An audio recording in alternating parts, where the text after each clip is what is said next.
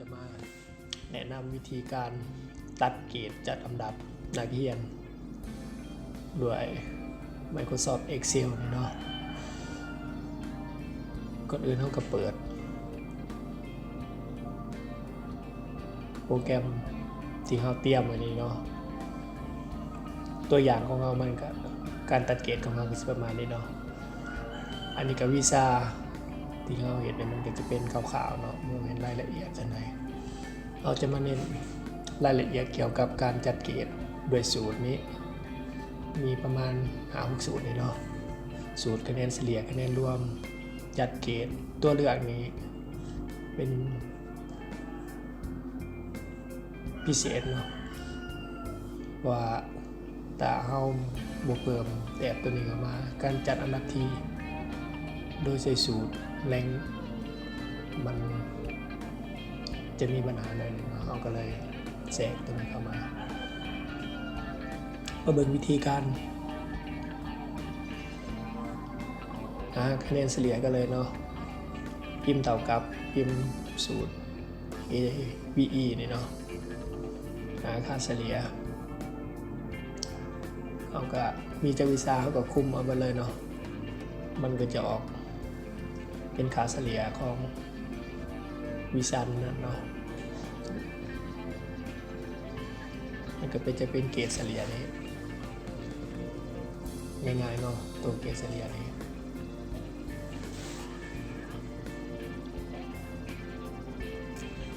วันนี้เขาจะมาหาคะแนนรวมเขากับพิมพ์เท่ากับแล้วก็พิมพ์สูตรซ้ำเนาะก็เลือกวิชาทั้งหมดที่เอาได้กรอกข้อมูลไว้ลงหน้านี้ก็กด enter หลังจากนั้นก็ copy สูตรลงเลยเนาะบัดนี้เขาจะมาจัดเกณฑ์เนาะมาให้เกณฑ์เนาะเงื่อนไขก็คือว่าตามนี้นะเนาะแปลว่าเงื่อนไขที่เมนเฮาได้ตั้งเอาเองเนาะถ้าครูอาจารย์อะไรอยากตั้งแบบใดก็ตั้งได้เนาะ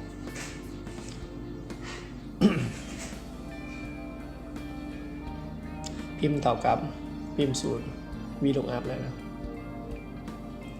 VLOOKUP ตัวใด VLOOKUP คือกับ VLOOKUP คะแนนเฉลี่ยนี่ตัวนี้เนาะแต่มันสูตรมันทับเขาจะพิมพ์เอาเลยเนาะพิมพ์เอาเป็นว่า N3 แล้วก็ส่วนข้อมูลที่จะให้มันแสดงผลกรณีนี้มันเขาได้ตั้งสื่อ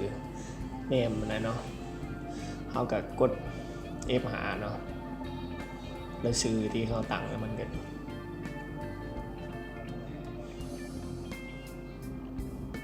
จะปรากฏขึ้นมาแบบนี้เนาะ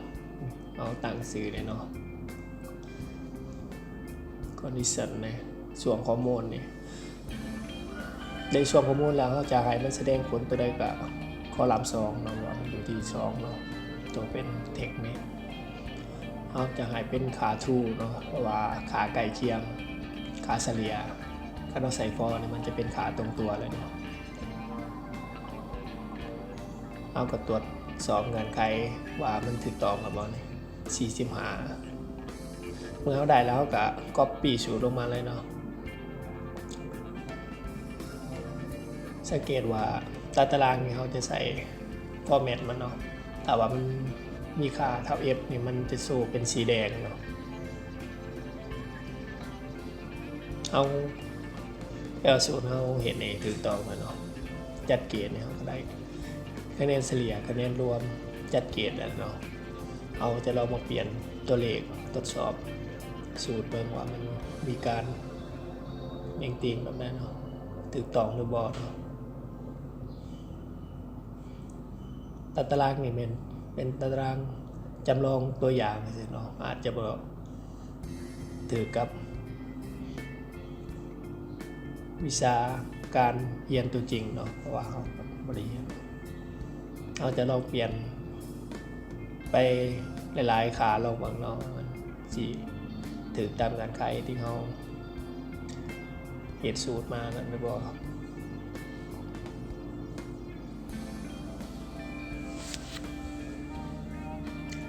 แท็บตัวเลือกนี้มันก็เขาสามารถจะเสื่อมไว้เนาะเพราะว่าเขาจะเอามาสอยในการจัดอันดับที่แท็บตัวเลือกนี้ เพราะว่าถ้าเราใส่สูตรแรงค่าที่ซ้ำกันสมมติว่า45มี2เนาะ2ทีมันก็จะเป็นที่1 2เถื่อแล้วมันก็จะเลื่อนเป็นที่3เลยที่2มันจะบ่มีเนาะเขาก็เลยจะเป็นจะต้องเอาตัวเลื่อนขึ้นมาเพื่อจะให้มันจัดอันดับทีแบบเรียงลำดับไปตามที่งานขายที่เขากำหนดเลยเนาะมันอาจจะยุ่งยากนิดจักหน่อยเนาะมันก็อาจจะมีหลายวิธีเนาะแต่เขาจะลองมาใส่วิธีนี้เนาะมันสิได้ผลลัพธ์เป็นอะไรเอาก็มาลองเบิ่งนำกันเลยเนาะเอาพิมพ์สูตร if เนาะ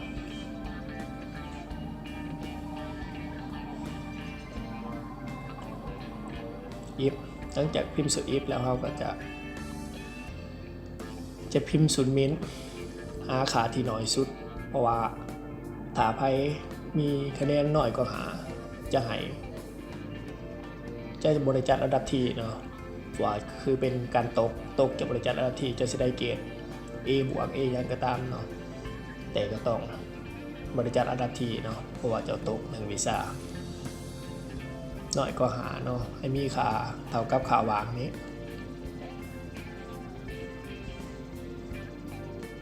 ถ้าว่า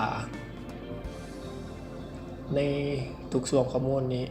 มีค่าใหญ่ก็หากะให้มันแสดงผลเป็นคะแนนรวมเลยเนาะคะแนนรวมก็คือว่า n3 นี้คะแนนรวมนี่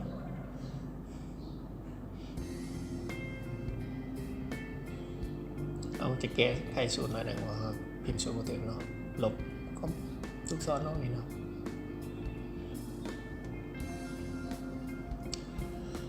แสดงว่ามันถ้าเขาเพิ่มเป็น6เนาะมันก็จะแสดงเป็นคะแนนรวมเลยเนาะถ้าเพิ่มเป็น4เมื่อกี้มันก็จะเป็นค่าวางเนาะเพราะว่าเขาจะใส่สูตรแรงเข้ามาจัดอันดับทีเนาะหลังจากเขาได้นี่เขาก็จะ copy สูตรมาเลยเนาะสังเกตว่ามันบ่มีคะแนนตกมันก็จะแสดงสูตรไปเลยเนาะก็จะออกเป็นค่าปกติกับตัวนี้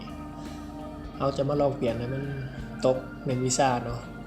มันก็จะเป็นค่าวางเลยเนาะถ้าในตารางนี้ถ้าว่าคะแนนต่ำกว่าหาก็จะให้มันแสดงเป็นสีแดงเนาะเพราะง่ายต่อการสังเกตเนาะถ้าตก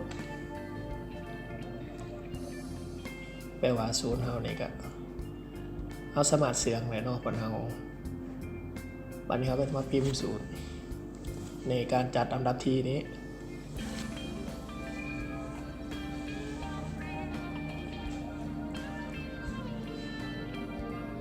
พิมพ์เท่ากับแล้วก็พิมพ์แรงเลยเนาะ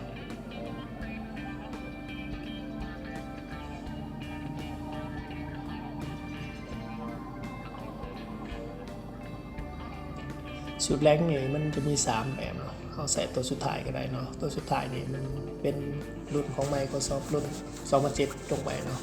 ที่ยังใส่งานได้อยู่เนาะก็เลือกส่วนข้อมูลตัวนี้เนาะตัวเลือกนี้เราจะมาจัดอันดับนี่เนาะจัดจากน้อยไปหลายได้เนาะ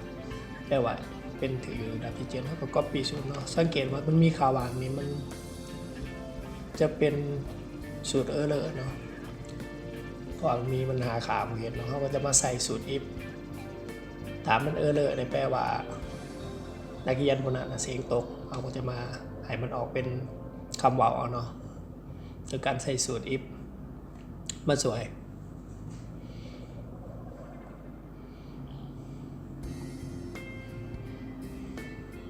พิมพ์คอมมา1 บาทแล้วก็พิมพ์เท็กซ์เลยเนาะพิมพ์อย่างไรมันแสดงตัวใดเขากับพิมพ์ใส่ตามนี้เลยเนาะสมมติเสียงตกจะให้มันเป็นคำว่าเสียงตกต้องง่ายต่อการสังเกตเนาะบัดนี้เขาก็ปีสูตรลงมาใหม่เนาะ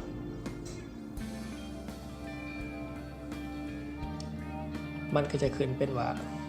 ฐานในเสียงตกจะบริจาคระดับที่ถ้าเป็นที่1มันจะขึ้นเป็นฟอร์แมตสีแดงเนาะเพียงเท่านี้เขาก็จัดอันดับที่ได้เนาะคะแนนไลน์ก็มัน82เนาะประมาณไลน์เอาสมาร์ทเสียงได้เลยเนาะสูตรตัวนี้เนาะ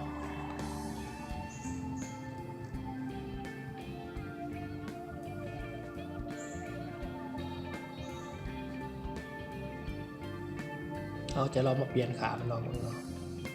ถ้าตกเสียงตกเกรด A เนี่ยก็จะตกเนาะจะบ่ได้ลำดับที่เนาะเก่าคะแนน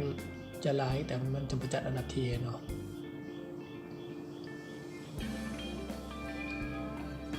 ถ้าตารางเป็นสีเขาก็ใส่ฟอร์แมตเข้ามาสวยเนาะเพื่อการสะดวก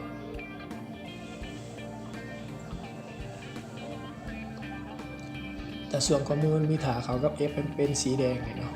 อันนี้ก็อิงตามความหมักของไปเนาะในการที่จะจัดรูปแบบเซลล์ของมันเพื่อง่ายต่อการกวดเบิ่งกันแล้วเนาะจะสิประมาณนี้เนาะ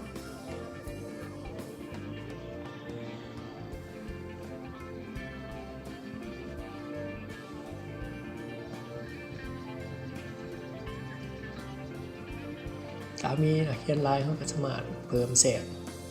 แถวคอลัมน์ต่างๆได้ตามความเป็นจริงเนาะในตารางนี้มันเอาสมมุติขึ้นมาอาจจะบอกถึงตำแหน่งใครปันไหนเนาะ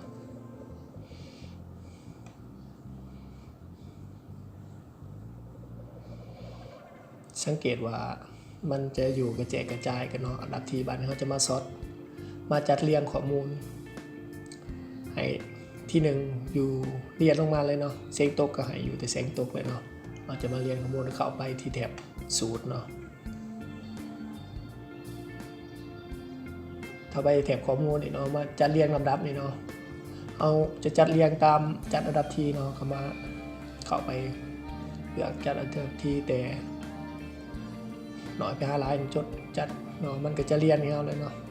อันดับที่1ที่2ที่3ที่4ที่5ที่6เสียงตก3คนนี่จะบริจาคอันดับที่คะแนนสิสูงก็บริจาคอันดับที่เนาะถ้าเฮาอยากรู้ว่าจำนวนที่เสียงตกมีจักคนเนาะสมมุตินักเรียนจำนวนเนาะมันหลายเป็นร้อยเป็นพันเนาะสามารถใส่สูตรเข้าif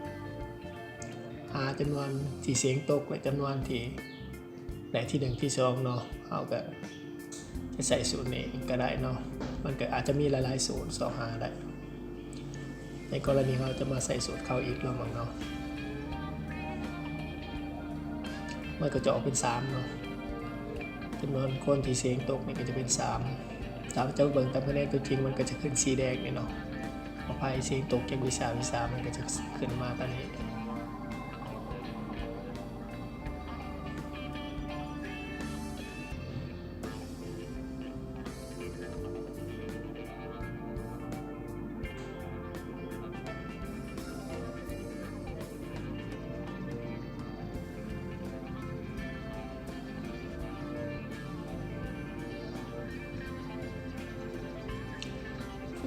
เอาไปตั้งเสตัวนี้เนาะเซลล์นี่มันจะกวางเติมมันก็เลยออกเป็นคนเลยเนาะเราจะมาแก้ไขที่แท็บสูตรนี้เนาะเราจะมาเปลี่ยนเลือกส่วนข้อมูลนี่เนาะว่าส่วนข้อมูลมันกลายไปเนาะตัวแรงนี่เนาะตัวคอริสันนี่เนาะจะเอามันเท่าที่12นี่เนาะส่วนข้อมูลมันก็จะออกเป็น A บวกปกติแล้ว